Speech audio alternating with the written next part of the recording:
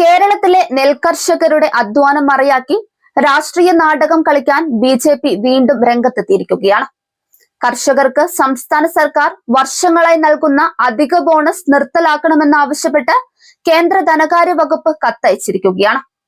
ഈ സന്ദർഭത്തിൽ യാഥാർത്ഥ്യം മറച്ചുവെച്ച് കുറ്റം സംസ്ഥാന സർക്കാരിന്റെ മേൽ ചുമത്താനാണ് ബി.ജെ.പി. സംസ്ഥാന അധ്യക്ഷൻ കെ സുരേന്ദ്രന്റെ ശ്രമം.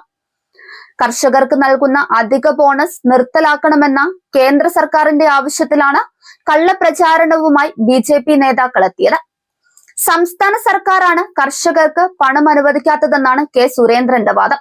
കഴിഞ്ഞ 5 വർഷത്തിനുള്ളിൽ 2000 കോടിയിലേറെ രൂപ LDF സർക്കാർ നൽകിയപ്പോഴാണ് ബി.ജെ.പിയുടെ ഈ കുപ്രചാരണം. സംസ്ഥാന സർക്കാർ നെൽകർഷകർക്ക് നൽകുന്ന ബോണസ് നിർത്തലാക്കുന്നത് പരിഗണിക്കണമെന്നാവശ്യപ്പെട്ടുകൊണ്ടാണ് കേന്ദ്ര ധനകാര്യ വകുപ്പ് കത്തയച്ചത്. കർഷകരെ ദ്രോഹിക്കുന്ന ഈ നിലപാട് കൈക്കൊള്ളണമെന്നാണ് കത്തിലൂടെ സംസ്ഥാന സർക്കാരിനോട് ആവശ്യപ്പെട്ടിരിക്കുന്നത്.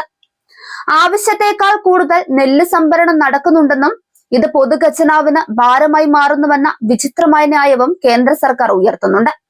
യാഥാർത്ഥ്യം ഇതായിരിക്കെ ഇതിനെ പൂർണ്ണമായും പച്ചക്കള്ളത്തിലൂടെ മറച്ചു പിടിക്കുകയാണ് ബി.ജെ.പി. നേതാവ് കെ സുരേന്ദ്രൻ ചെയ്യുന്നത്. കേന്ദ്ര സർക്കാർ നൽകുന്ന പണം കേരളം ചെലവഴിക്കുന്നില്ല എന്നാണ് സുരേന്ദ്രന്റെ വിചിത്രമായ വാദം. രേഖകളുണ്ടോ എന്നുള്ള ചോദ്യത്തിന് അങ്ങനെ പലതും ഉണ്ടാകുമെന്നും അതിനു മറുപടിയില്ലെന്നും കെ സുരേന്ദ്രൻ പറയുന്നുമുണ്ട്. കഴിഞ്ഞ 5 വർഷങ്ങളിലായി 2000 കോടിയോളം രൂപയാണ് സംസ്ഥാന സർക്കാർ അധിക ബോണസായി നെൽകർഷകർക്കായി നൽകിയിട്ടുള്ളത്. എന്നാൽ നെല്ല് സംഭരണ കുടിശ്ശികയിൽ 1300 കോടിയോളം രൂപ കേന്ദ്ര സർക്കാർ കേരളത്തിന് നൽകാനുമുണ്ട്. വസ്തുത ഇതായിരിക്കുമ്പോഴാണ് പച്ചക്കള്ളവുമായി കേരളത്തിലെ ബി.ജെ.പി. നേതാക്കൾ രംഗത്ത് വന്നിരിക്കുന്നത്. രാജ്യത്ത് കർഷകർക്ക് നെല്ലിന് ഏറ്റവും ഉയർന്ന വില ലഭിക്കുന്ന സംസ്ഥാനം കേരളമാണ്. 1 കിലോ നെല്ലിന് കേന്ദ്രം നൽകുന്ന വിലയ്ക്ക് പുറമെ LDF സർക്കാരും അധിക തുക കർഷകർക്ക് നൽകുന്നുണ്ട്. കഴിഞ്ഞ ബജറ്റിലും ആ തുക വർദ്ധിപ്പിച്ചിട്ടുണ്ട്. എന്നാൽ നെല്ല് സംഭരണ കുടിശ്ശിക ഇനത്തിൽ 1300 കോടി രൂപയാണ് കേന്ദ്രത്തിന് മോദി സർക്കാർ നൽകാനുള്ളത്.